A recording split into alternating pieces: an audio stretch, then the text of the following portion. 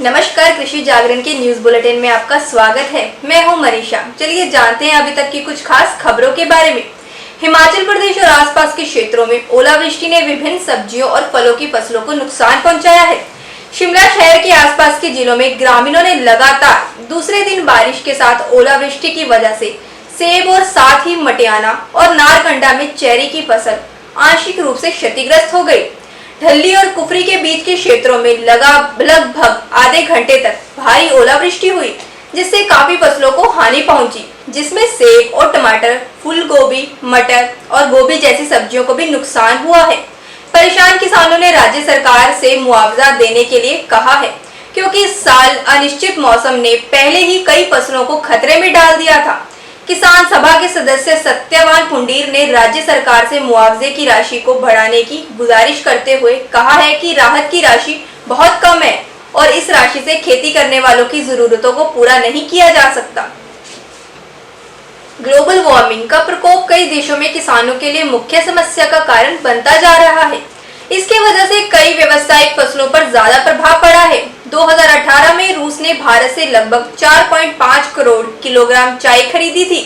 Iran का आयात 3.6 kilogram और इजिप्ट का करीब 1.13 करोड़ किलोग्राम था।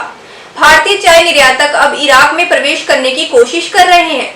एग्जीक्यूटिव ने कहा है कि अगर भारत से चाय का आयात करने वाले देश खरीदारी बढ़ाते हैं तो भारत का चाय निर्यात 2020 तक बढ़कर 30 करोड़ किलोग्राम हो सकता है।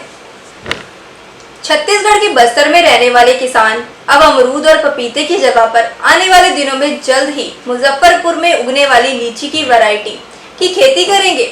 इसके लिए लीची के पौधे बस्तर में ही मिलेंगे, वह भी काफी कम दामों पर उपलब्ध होंगे। 5 सालों के अंदर तैयार होने वाली इस लीची के पौधे की खेती को विकसित करने के लिए योजना के तहत किसानों को लीची के पौधे को शहर में स्थित डोंगा घाट की नर्सरी से 40 रुपए प्रति नग के हिसाब से दिए जाएंगे। जानकारी के मुताबिक राज्य का उद्यानिक विभाग बीज के उत्पादन और अन्य वैरायटी के पौधों को तैयार करने के बाद उन्हें कम दामों पर पौधे बेचकर बागवानी फसलों की तरफ किसानों को आकर्षित करने में लगा हुआ है। विभाग ने नर्सरी से लीची के पौधे लगाने की तैयारी शुरू कर दी है। लीची की खेती का बड़ा फायदा यहाँ के स्थानीय किसानों को मिलेगा। जो भी लीची बाहर से आती है वे 80 से 150 किलो के रेट पर बिकती है, जो कि सबसे ज्यादा उपयोगी होती है। आने वाले समय में किसानों को इससे काफी बढ़िया आमदनी हो सकती है। पंजाब नेशनल बैंक ने भारत के शीर्ष कृषि विश्वविद्यालय में स्नातक और स्नातकोत्तर के मेधावी छात्रों को प्रोत्साहन प्रदान करने के लिए नकद पुरस्कार देने हेतु एक संस्था बनाया है। वार्षिक प्रोत्साहन राशि देने के लिए 6 लाख रुपए निर्धारित किया गया है। बता दें कि बैंक किसान महिलाओं और ग्रामीण युवाओं को प्रशिक्षण सुविधा प्रदान करने के लिए पहले से ही देश भर में 12 किसान प्रशिक्षण केंद्र चलाता है। पीएनबी ने पुरस्कार को 2 श्रेणियों में देने की योजना बनाई है। अंडर ग्रेजुएट छात्रों के लिए पंजाब केसरी कृषि रत्न पुरस्कार, स्नातकोत्तर छात्रों के लिए लाला लाजपत राय कृषि की शिक्षा श्रमण पुरस्कार। इस संस्थानों के छात्रों को सुविधा का लाभ मिलेगा। पंजाब कृषि विश्वविद्यालय लुधियाना पंजाब, बिहार कृषि विश्वविद्यालय सबौर भागलपुर बिहार, तमिलनाडु कृषि विश्वविद्यालय कोयम्बटूर तमिलनाडु, जेबी पंत कृषि और प्रौद्योगिकी विश्वविद्यालय पंतनगर उत्तराखंड।